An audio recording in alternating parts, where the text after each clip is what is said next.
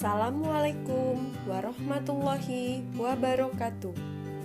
Perkenalkan, kami peserta Latsar CPNS dari Pemerintah Kota Bogor Angkatan 13 Kelompok 3 tahun 2021 PPSDM Regional Bandung. Saya, Ike Nova Okfrianti beserta dua teman saya Hanif Hamzah Sulistyo dan Helmi Riyadi akan mewakili kelompok kami untuk menjelaskan tentang biografi tokoh milenial nasionalis. Dalam kesempatan kali ini, kami memilih tokoh milenial nasionalis dari Menteri Pendidikan dan Kebudayaan Indonesia, yaitu Bapak Nadiem Anwar Makarim.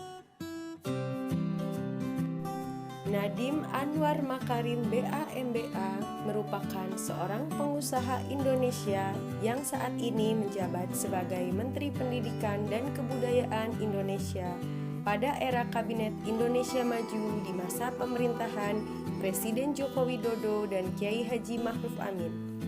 Beliau dilantik pada tanggal 23 Oktober 2019. Kemudian, beliau merupakan pendiri dari aplikasi Gojek, sebuah perusahaan transportasi dan penyedia jasa berbasis daring. Nadiem Anwar Makarim menjalani proses pendidikan dasar hingga SMA yang berpindah-pindah dari Jakarta ke Singapura.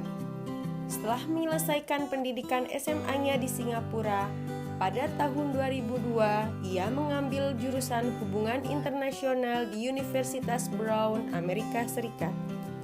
Nadiem sempat mengikuti pertukaran pelajar di London School of Economics. Setelah memperoleh gelar sarjana pada tahun 2006, 3 tahun kemudian ia mengambil pasca sarjana dan meraih gelar Master of Business Administration di Harvard Business School.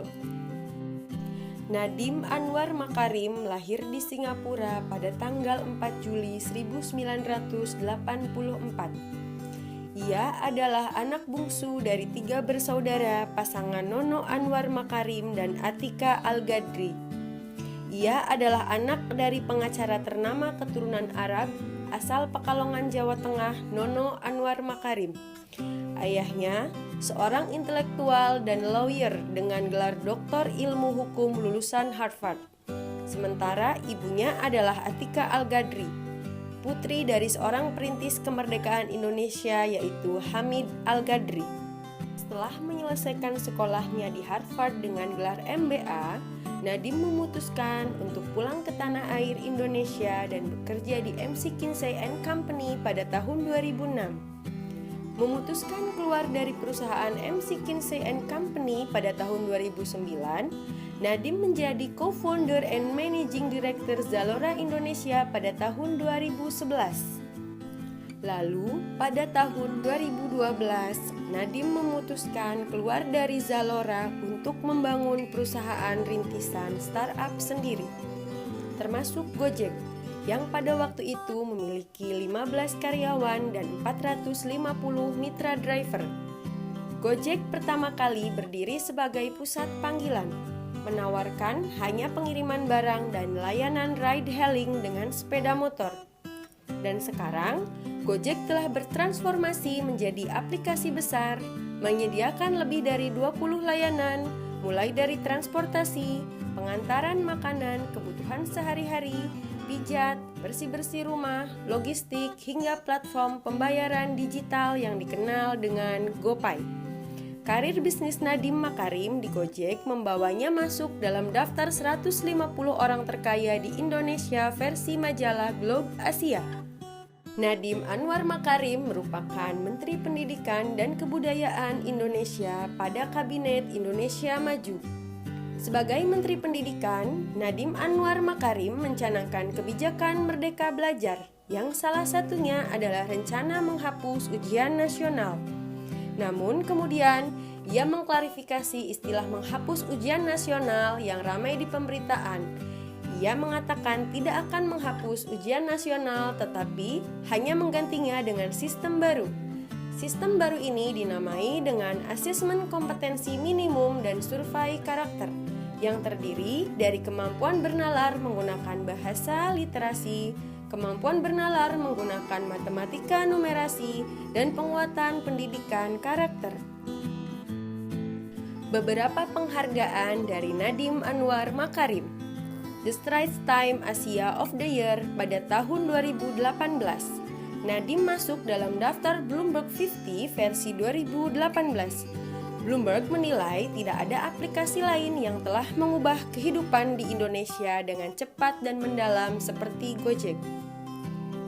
Kemudian, pada Mei 2019, Nadiem menjadi tokoh termuda se-Asia yang menerima penghargaan Nikkei Asia Prize ke-24 untuk inovasi ekonomi dan bisnis.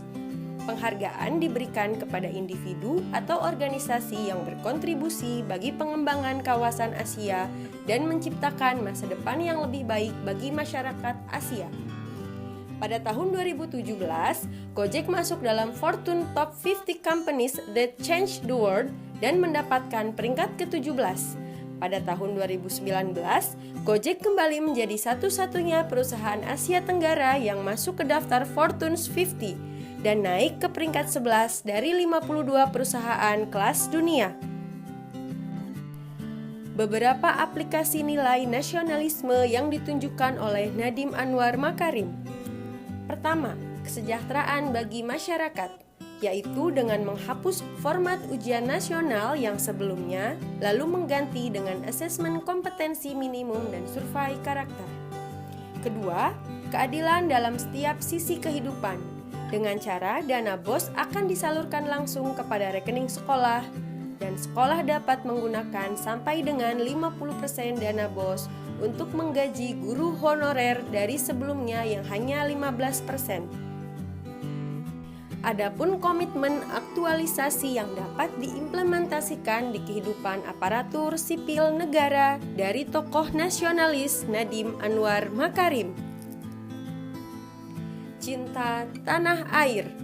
Nadiem mengaku sebagai pemakai setia Gojek, jasa transportasi tersebut menjadi andalannya untuk menembus kemacetan lalu lintas. Ia lebih memilih meninggalkan kendaraan pribadinya di rumah saat pergi maupun pulang kantor. Beliau membuat aplikasi Gojek dengan harapan pelaku UMKM lebih mudah untuk mendapatkan pekerjaan dan menjalankan usahanya. Nadiem sendiri pernah mengatakan, manfaatkanlah teknologi untuk memberikan perubahan sosial pada negeri ini.